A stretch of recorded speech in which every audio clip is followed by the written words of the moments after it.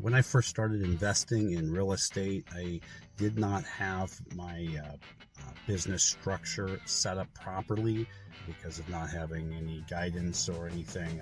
I just kind of did everything as I went, learned on my own. So I did not set up my business properly from the get-go. I had buildings, properties in my own name. I got the information that you're supposed to put your properties in LLCs. So I started doing that and started putting my properties in those entities. And somewhere down the line, there was an incident that I had heard about. An investor who had just started out, had a handful of properties in his own name, and was successful. He was getting a good cash flow from his properties. He was able to pay his bills and take care of his family. Well, one night he was woken up, him and his wife and his little child were woken up by gunshots, bullets going through his house. His house was being shot up.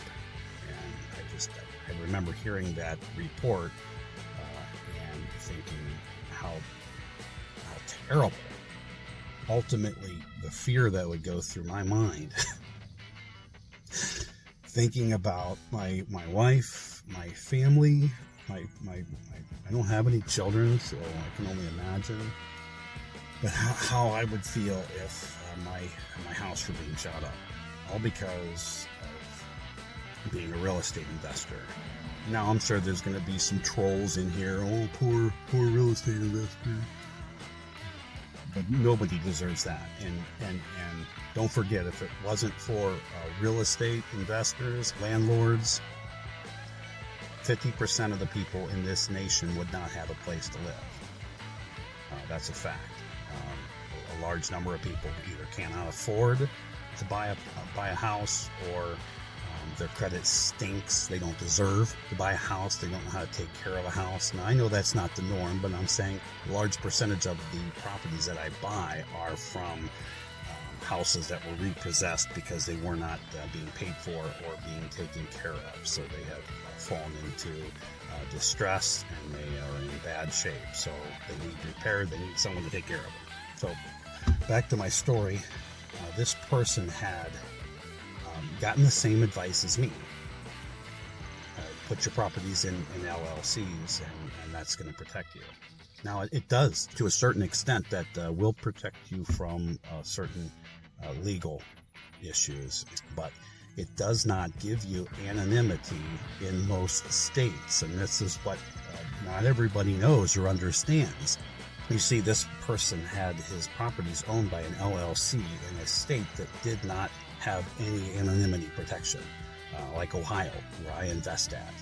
You can go right to the state site, the Secretary of the State of Ohio, and look up an LLC and get the name of who owns that LLC. You can get the owner of that LLC, his phone number, his address, his full name, everything about him is right there on that website. So what happened with this individual, this real estate investor, is he did screen his tenants well, like I do. I have a process I go through for screening. It's outlined in my videos. He screened his tenants well, and there was this particular property where he had let a lady come in.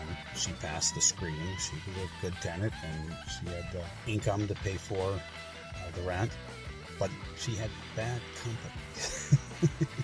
She met this gangbanger in a bar, and he moved in with her and started abusing her, started selling drugs on the property. Police were called out there several times. I have another video on how I keep track of police reports on my properties. Look for that. I'll probably put a card up here for that toward the end of the video. But there were several police reports, incidents that the cops had to come out to this property. So anyway, what ended up happening is this lady got scared, got sick of getting beat up, and she left. She moved out. Now, she was the only one on the lease, so Now this gangbanger has now been adopted into this property, and this investor has to figure out how to get him out. How do you get out of the gangbanger out of your property, someone that you don't want to be with? Well, it was a messy eviction. That's what happened. And, this person was dealing drugs on the property. The property was torn up. Finally got this gangbanger out. So somewhere along the line, this tenant, or it wasn't even a tenant, you can call him a tenant, he just inherited the place. Somewhere along the line, after he was removed from the property, he just went right to the county website, looked up that address, found out it was owned by XYZ LLC, whatever it was, and didn't find the name of a person there. So he went to the state Secretary of State of his state website and looked up that LLC right there, and there you go. Now this gangbanger has the address with the full name and phone number of the owner of that LLC, because you have to put that on most state Secretary of State websites. So when you start an LLC, there's what's called a statutory agent on there, and you have to put that. You have to put your name as the statutory agent on there. Absolutely no anonymity. Anybody can look these up. Anybody could look up the LLC of these states. Most of the states of this country can look this up and get information of the owner on these LLCs. This knowledge is not out enough to protect people. That's the problem. So many people go out and get these LLCs and think they're protected, and they're only protected against legal matters if you operate that LLC as an LLC, completely separate from your personal life. That's a big thing too. If you don't do that, then anybody that sues you can they can pierce the veil of that LLC and prove that you're responsible for anything that happens in that LLC. So that can be very messy if you don't operate that LLC properly.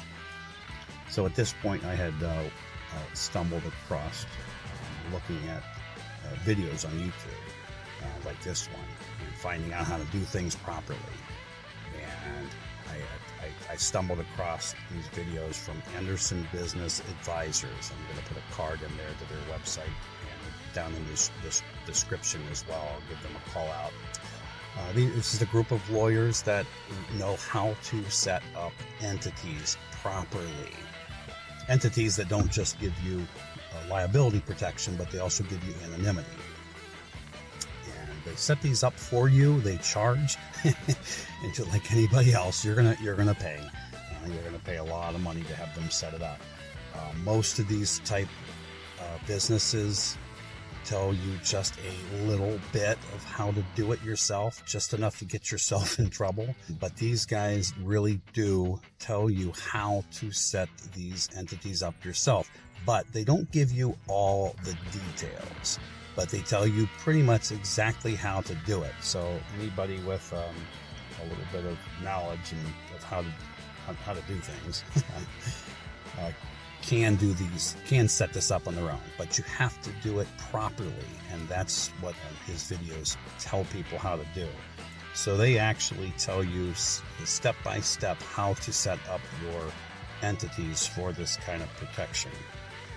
Most states allow you to set up an LLC, but you have to put your own name as the owner of that LLC, or the statutory agent. In some states it's listed as owner. But there are two states. One is Wyoming, and I cannot think of the other one right now. If somebody else knows it, put it down in the comments. But they both have anonymity protection and charging order protection. And I'm not going to talk about charging order in this video, but I'm going to talk about the anonymity protection. A Wyoming LLC, they do not give information out on the owner of the LLC. There's where your anonymity comes in. Now, if you were ever taken to court, then yes, by law, you have to divulge. I'm terrible with words words sometimes. You have to tell them what you own, but the average Joe Schmo cannot find out who owns that LLC in Wyoming. So that's all in good. How does that help me in Ohio or Pennsylvania, Washington, wherever I'm at? There's a structure called a parent-child structure. It's also called, technically, I think, the holding company and subsidiaries. So what it is you have a holding company that can hold another company and be the owner of that company. So here's how it would work. If someone had, for instance, in Ohio, LLC, that would be a child or a subsidiary of the holding company. The holding company would be a Wyoming holding company, and it would own the LLC in the other state. So you have to have an LLC set up to own the property that you own in that state. But that LLC, that entity, can be owned by an entity in another state. And that's where the magic happens. Before I go any further, I'm going to give out this disclaimer. I am not a lawyer. I only play one on the radio, or I only play one on YouTube. No, I'm not a lawyer. I'm only repeating information to help anyone that might find my video to direct them to where they can get the help they need to set their business up. So going back to that disgruntled tenant issue, in this particular case, if you were to look up the county website, you'd find that in the county that property was owned by XYC LLC. Then he would go to the Secretary of State and find out that XYZ LLC was owned by a Wyoming company called None Ya Business. So, and that would be the dead end. Now he could go to the Wyoming Secretary of State and look up None Ya Business LLC. Not going to be able to find any ownership of that LLC. He will find a statutory agent on there, but you can get your own statutory agent. It's not that much.